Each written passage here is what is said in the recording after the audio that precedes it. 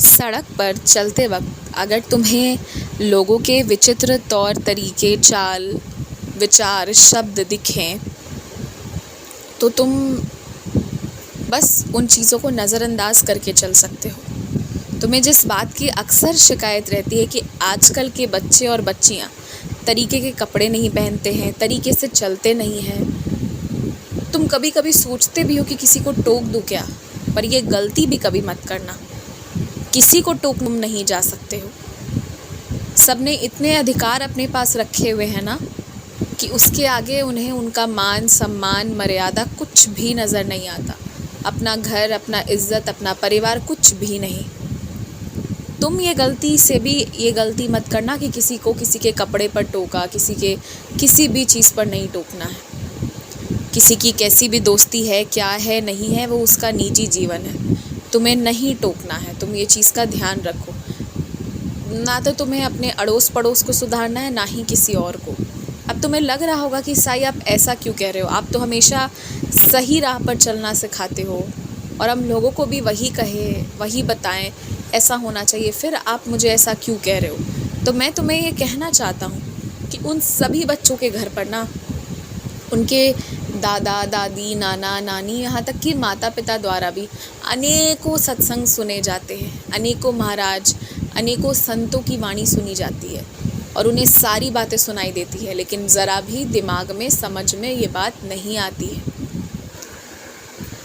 और अगर तुम बोलने जाओगे ना तो उसे बहुत गलत तरीके से देखा जाएगा कि तुम्हारी दृष्टि गलत है, तो तुम्हें ही फंसा दिया जाएगा। इसलिए तुम ये सब सुधार करने का काम नहीं करोगे।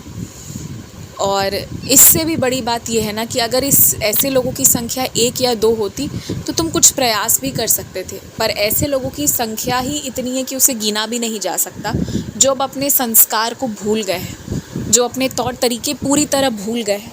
और अगर कोई तौर तरीके से चल रहा है तो उसे बल्कि आश्चर्य से देखते हैं। तो ऐसे लोगों का तुम कुछ नहीं कर सकते। अब इन्हें समय और ये कह लो कि कुछ अलग ही होगा तभी इन्हें समझ में आएगा।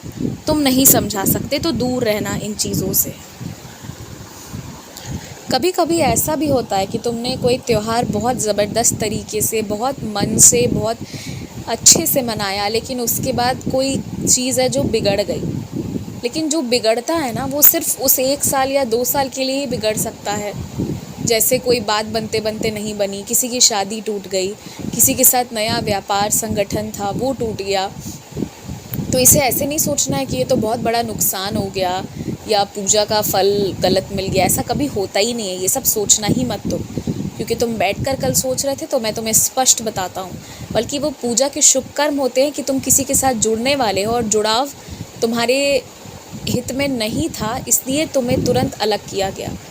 तो कभी भी किसी भी पूजा से गलत नहीं हो सकता है। जब तक कि इंसान गलत नियत अगर रख ले तो बात अलग है। अगर इंसान गलत नियत नहीं रख रहा है तो कभी भी अच्छे तरीके से की गई पूजा से नुकसान तो नहीं ही होगा। इतनी बात तय है। अगर तुम्हारी दृष्टि में कोई फ़ायदा नहीं भी हो रहा है तो भी नुकसान भी नहीं होगा, ये मैं तुम्हें कहता हूँ। आज मेरे आशीर्वाद से तुम्हें देवियों के दर्शन मिलेंगे और भगवती का प्रसाद भी पाने को मिलेगा। और तुमने बहुत पुण्य किए हैं कि तुम्हें एक साथ इतने अद्भुत दर्शन मिलने वाले हैं। अब चाहे वो तुम मंदिर जाओ या मंदिर तुम्हारे द्वारे आए, चाहे तुम्हें स्वप्न दर्शन मिले, लेकिन प्रसाद भी मिलेगा आज, और उसे पाना पूरे सम्मान से तुम पाना। ये चीज़ देख लेना। नई गाड़ी, नई वाहन ले रहे हो अपने लिए तो अलग बात है। अगर किसी और को खरीदवा रहे हो तो जो चलाएगा उसके नाम से रहे। अपने नाम का वाहन किसी और को देने की आवश्यकता नहीं है। ध्यान रखना, इतना विश्वास किसी पर मत करना कि वाहन तुम्हारे नाम का और कोई दूसरा चलाए। ये काम मत करना। भले कुछ धनराशि दे दो कि वो खुद ही ले ले, पर ये सब मत करने जाना, क्योंकि तुम तो इस वाले काम में लगने नहीं वाले हो कि तुम्हारे नाम के ढेरों वाहन चलेंगे। फिर वो एक वाहन देकर भी तनाव क्यों लेना है।